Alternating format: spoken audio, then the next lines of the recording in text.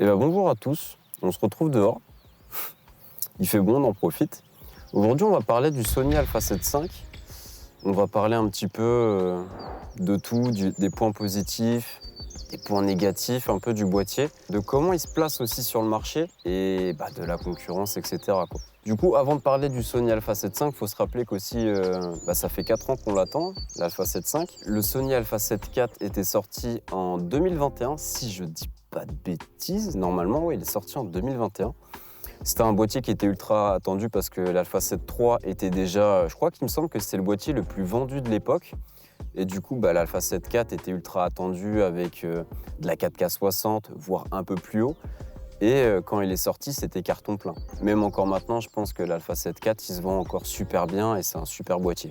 Du coup, l'Alpha 7 V était ultra attendu avec des specs de ouf. On attendait forcément, je pense, une 6K minimum. 4K 120, on s'y attendait un petit peu parce qu'ils savent le faire parfaitement. Et on s'attendait à un petit 6K ou quelque chose comme ça. Du coup, maintenant, on va parler des caractéristiques du Sony Alpha 7 V. Parce que du coup, on peut en parler maintenant. Avant, c'était que des leaks. Parce qu'on avait eu, il y a quelques semaines, quelques mois, des leaks, justement, du boîtier. Bon, c'est plus ou moins toujours la même chose, hein, c'est toujours la même gueule de boîtier. Après, c'est un type de boîtier que j'aime beaucoup, hein. Le grip est très bien, il est sobre, il va à l'essentiel. Et pour moi, je trouve que c'est très bien. Du coup, on va parler caractéristiques. J'ai quelques notes parce que le boîtier vient de sortir. J'ai plus ou moins en tête un petit peu toutes les caractéristiques du boîtier, les spécifications, etc. Mais c'est histoire de ne pas me tromper, pas de dire des conneries, quoi. D'ailleurs, je vais juste vous parler grosso modo en fait, de l'aspect vidéo parce que l'aspect photo m'intéresse un peu moins. Donc du coup, forcément, le Sony Alpha 7 V, c'est un capteur plein format de 33 mégapixels, de la 4K suréchantillonnée de la 7K. Et il peut faire de la 4K jusqu'à 120 fps. Et il tient l'autofocus du Sony A7R5. Du coup, il manque pas mal de choses quand même, soyons francs. Déjà, je pense qu'on attendait, pas mal de gens attendaient de l'Open Gate, je peux comprendre. Moi, j'attendais plutôt de la 6K, de la 6,2K ou même de la 5,7K à basse fréquence, type même du 30 fps ou même du 50, ça aurait été le top. Mais même du 30 fps j'aurais plutôt aimé. Pourquoi? Je m'explique. Le problème avec Sony, et même avec par exemple Harry, dont je compare les deux, les gens comprendront pourquoi. Parce que ils ont des résolutions qui sont assez basses par rapport à ce que fait la concurrence. C'est-à-dire que de la 4K, si vous avez un délivrable 4K, c'est chiant.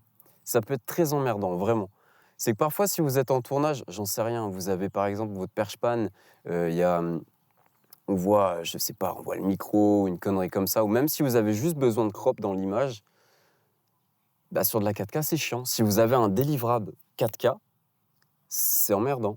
Parce que du coup, votre crop, c'est pas possible, quoi. C'est pas possible. Il y en a qui vont me dire, oui, mais maintenant, tu peux upscale, etc. et tout ça.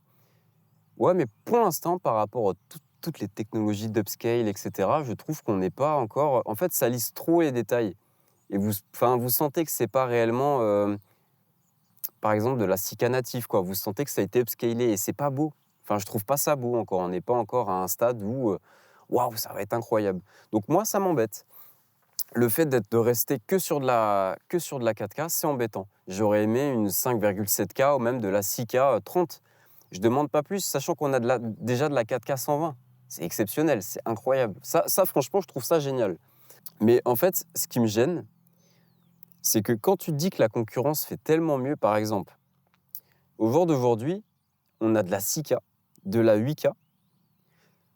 Alors la 8K, bon, c'est peut-être un peu overkill, mais c'est future-proof. Les gens pensent ce qu'ils veulent. Moi, honnêtement, je sais que j'avais un Canon R5 avant. Je shootais presque jamais en 8K parce que déjà, la taille des fichiers, c'était affolant. Et honnêtement, si vous avez un délivrable 4K, sur de la 6K, c'est intéressant, mais sur de la 8K, on en reparlera dans quelques années, je pense. Enfin bref, du RAW en interne. Maintenant, ça se démocratise de plus en plus. Tous les boîtiers ont du RAW en interne. Et c'est génial. C'est génial. On va prendre l'exemple, par exemple, du Nikon ZR. Bon, forcément, je pense que vous vous en doutiez que j'allais en parler. Ce boîtier, il a 3 roues en interne. 3 roues en interne. Aussi, on a du coup du 32 bits sur les autres boîtiers. 32 bits, je parle de l'audio, hein, je ne parle pas d'autre chose. Le boîtier n'en fait pas. Alors que par exemple, vous avez Lumix qui le fait, vous avez le Nikon ZR aussi qui le fait. Et en fait, ce qui m'agace un petit peu, c'est que les gens se contentent un peu aussi du capteur semi-empilé, sauf qu'en fait, ils sont obligés de le faire. Vous avez le Canon R6 III qui l'a, vous avez plein d'autres boîtiers qui l'ont, et forcément, en plus, c'est les mêmes capteurs empilés.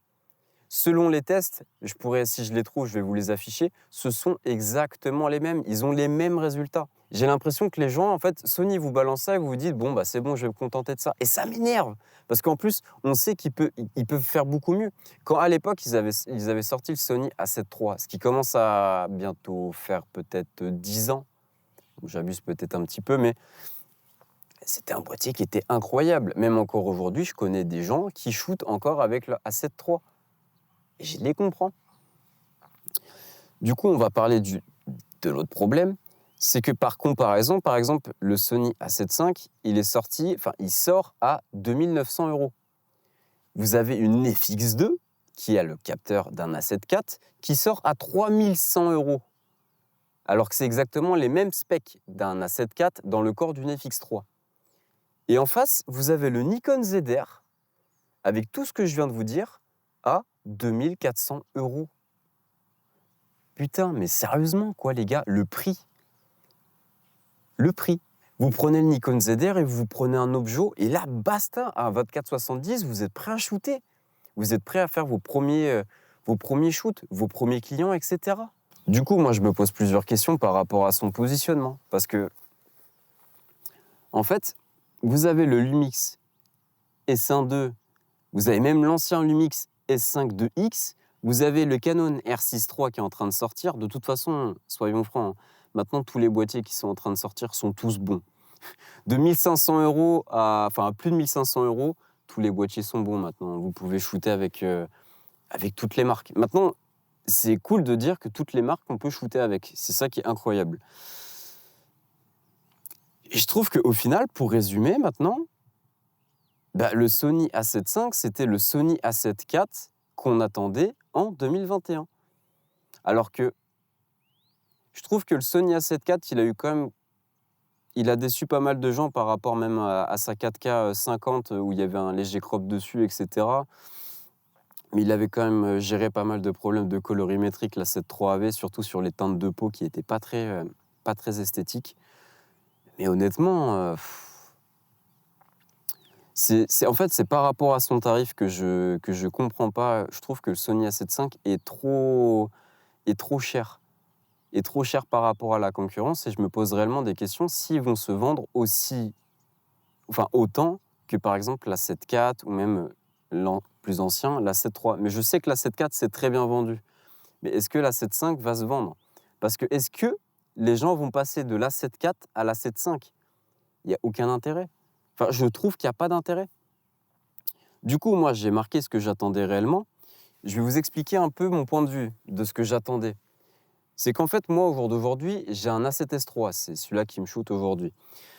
Le boîtier, je le trouve exceptionnel. Il a un autofocus performant, une ergonomie simple et efficace. Et maintenant, il a un prix ultra raisonnable. C'est-à-dire que sur le marché, un A7S III, vous pouvez le trouver pas cher. Pour vous donner un ordre d'indication, neuf, le mien, il m'a coûté 2 200 €. Il y en a qui vont dire, oui, mais le boîtier, il est un peu vieux, etc. Les gars, c'est un A7 V. C'est juste un A7 V plus orienté vidéo. Mais ça, c'est comme un A7 V. Je vais vous expliquer ce que j'attendais du coup. Là où ça me dérange par rapport à l'A7 V, c'est son ISO natif à 8000, que l'A7S III, c'est 12 800. Ce qui fait une différence de 2/3 de stop. Ce qui peut, pour certaines personnes, ne vont pas paraître énorme, mais ça peut changer pas mal de choses. Et en fait, moi, par rapport à la concurrence, j'attendais un double, voire peut-être, pour un peu choquer, un triple ISO natif, comme ce que fait Canon un peu avec leur gamme Ciné. Mais il y en a qui vont me dire, ouais, mais bon, le Sony A7 V, c'est l'hybride parfait entre de la photo et de la vidéo. Peut-être attends, je sais pas, la 7S4 ou peut-être la 7S5. Je ne sais pas si ça sort à jour ou pas, hein. J'ai pas du tout, j'en sais rien, j'ai pas de contact chez Sony, je sais pas si ça sortira un jour, mais ce serait cool. Ou en tout cas, la fameuse FX3 II, soi-disant, si elle sort aussi un de ces 4, ce qui serait pas mal, ça ferait pas mal bouger les choses. Ce qui m'embête aussi un petit peu, c'est que le capteur, il a un capteur semi-empilé. Il y en a qui vont me dire: «Oui, mais c'est bien par rapport au rolling shutter et cetera, tu as presque pas». Oui, mais par rapport à des tests de dynamique que j'ai vus, il y a une petite perte de 0,5 par rapport à certains ISO. Et il y en a qui vont me dire: «Oui, mais tu vas même pas voir la différence et cetera». Ouais, mais c'est emmerdant. Je préfère être franc, je trouve que c'est un peu embêtant quand même parce que, par exemple, une perte de 0,5 par rapport à la 7 IV, j'ai pas précisé. C'est-à-dire que la 7 IV, un boîtier de 2021, à la 7.5, il y a un boîtier 2025, enfin même début 2026, soyons francs, au final. Je trouve que c'est un peu dommage parce que j'attendais vraiment un boîtier avec plus ou moins la même dynamique qu'un A7S3. Parce que le boîtier, il est exceptionnel. Et au final, on a une perte de dynamique par rapport à la 7.4. Et moi, ça m'embête parce qu'en fait, tu as vraiment juste l'impression qu'ils se sont plus orientés sur un boîtier photo qu'un boîtier vidéo. J'ai l'impression qu'ils ont juste pondu une 4K, enfin une 4K, pardon, une 4K 120 comme ça, et une 4K 50 suréchantillonnée sur de la 7K, et paf, voilà, basta, vous avez une 4K de très bonne qualité, même si elle n'est pas DCI, au moins vous êtes tranquille. Ça m'agace parce qu'en fait, je sais que Sony est capable de faire bien mieux, et je trouve ça chiant, quoi.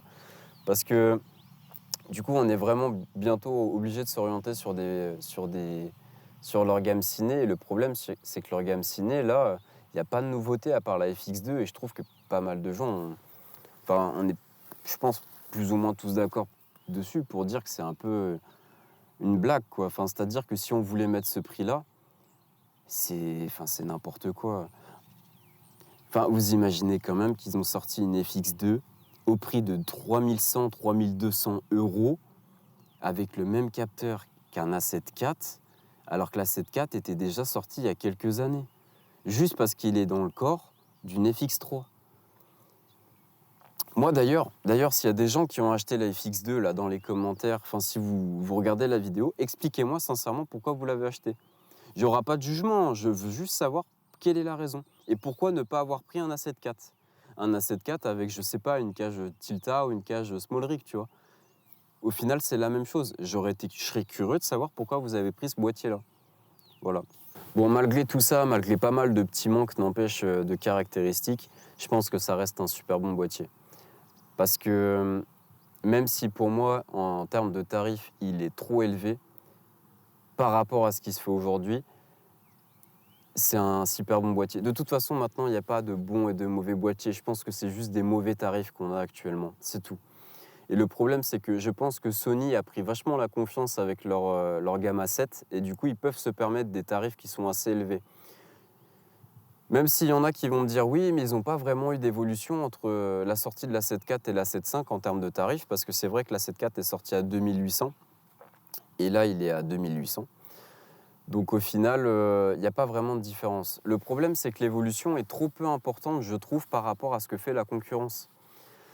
C'est pas un mauvais boîtier, parce qu'au final, vous pouvez très bien vous pouvez très bien vous en servir pour le milieu semi-pro et professionnel. Il est parfait pour un seul opérateur, un opérateur solo pour une production, etc. Parce que la 4K, c'est une des meilleures 4K aujourd'hui. L'autofocus, il est parfait. Si vous avez besoin de travailler, il va vous suivre. Il n'y a pas de souci là-dessus. C'est sûr qu'aujourd'hui, je pense que maintenant, on a des critères qui sont vachement hauts. Parce qu'avec ce que nous sort Lumix, ce que nous sort Nikon, d'ailleurs, mais quel retour de Nikon, n'empêche, faut vraiment en parler parce que c'est incroyable. Mais maintenant, les marques vraiment se démènent pour nous sortir des caractéristiques qui sont vraiment hors normes, hein. Que ce soit en photo et vidéo, les deux, c'est pareil, c'est incroyable. Que forcément, on en attend beaucoup de chez Sony parce qu'ils nous ont fait plaisir avec des boîtiers anciennement. C'est sûr qu'on est peut-être un peu dur parce que, en soi, moi j'ai parlé de recadrage tout à l'heure, etc. Mais Qui c'est qui va utiliser, par exemple, de la 4K 120 tout le temps? Qui c'est qui va peut-être même ne serait-ce que de la 4K 100 de la 4K 50? Qui c'est qui aura besoin de la 6K? Qui c'est qui va avoir besoin de l'open gate? Moi, je connais pas mal d'opérateurs, au final, qui n'utilisent pas, même les 3/4 des fonctionnalités de leur boîtier. Ils ont de la 4K 25 de bonne qualité, ils sont contents.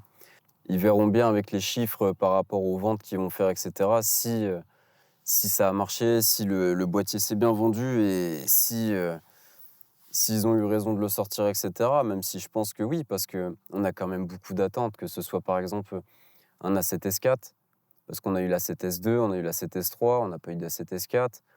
Enfin, en fait, on a beaucoup d'attentes de chez Sony. Le problème, c'est qu'ils nous sortent des boîtiers qu'on n'attend pas.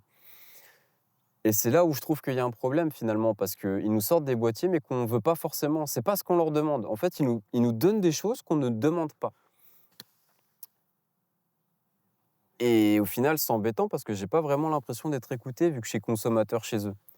Bon, je sais que la vidéo a été un peu tournée à l'arrache, mais c'est parce que j'ai besoin maintenant de me retrouver un peu face cam et de vous parler un peu de tout ce qui est techno, de boîtier, même d'objectifs, et cetera. On peut même parler de caméra ciné, ça peut être intéressant aussi. Et je trouve qu'il y a pas mal de choses à dire maintenant, surtout qu'il y a pas mal de nouveaux boîtiers qui sont quand même vachement intéressants, qui mériteraient d'en faire des vidéos. J'aimerais bien les tester, mais j'ai pas la possibilité de le faire, parce que sinon je pense que je m'endetterais comme pas possible entre le Nikon ZR, le Lumix S1 II, le Canon R6 III. Enfin, au bout d'un moment, je pourrais pas avoir les bourses qui pourront suivre, c'est pas possible. Mais ça m'embête parce que j'aimerais bien faire des tests assez poussés, que ce soit en dynamique ou même en conditions réelles, vous dire un peu les côtés positifs et même les côtés un peu chiants des boîtiers, parce que des fois, il y a des frustrations pendant les tournages qui sont énormes et qui sont ultra gênants. Et, et voilà. Mais en tout cas, si j'ai l'occasion de pouvoir tester, que ce soit le Nikon ZR ou même l'A7 V, et vous faire un réel retour dessus, ce serait avec plaisir. Et qui sait, peut-être que je changerai un peu d'avis sur l'A7 V et j'en achèterai un, peut-être. Je revendrai mon A7S III et j'achèterai un Sony A7 V. Mais bon, là, à l'heure actuelle, c'est pas du tout dans mes projets, sachant que pour moi, comme je vous ai dit, le boîtier a des trop gros manques sur que ce soit la dynamique ou même le double ISO natif, qui pour moi, j'aurais aimé un 12008, mais bon, ça, c'est compliqué. Après, je sais qu'ils ont fait un effort parce que la 7.4, c'était du 800-3200, il me semble, si je dis pas de bêtises. Mais bon, voilà. En tout cas, j'espère que la vidéo vous aura plu. Surtout, n'hésitez pas à me dire ce que vous pensez un peu de ce qui se passe sur le marché actuel, que ce soit du Sony A7 V, là en l'occurrence, c'est ce qu'on a plus ou moins parlé aujourd'hui, même du Nikon ZR, parce que j'en ai pas mal parlé aujourd'hui, mais ce boîtier, il y a tellement de choses à dire dessus que forcément, peut-être que j'en ferai une vidéo aussi, mais c'est sûr que pour l'instant, je suis un peu trop excité de ce boîtier. Et même, par exemple, de la FX2, de ce que j'ai dit juste avant. Enfin, en tout cas, n'hésitez pas à me dire ce que vous en avez pensé. Et puis, on se retrouve pour une prochaine. Allez, la bise.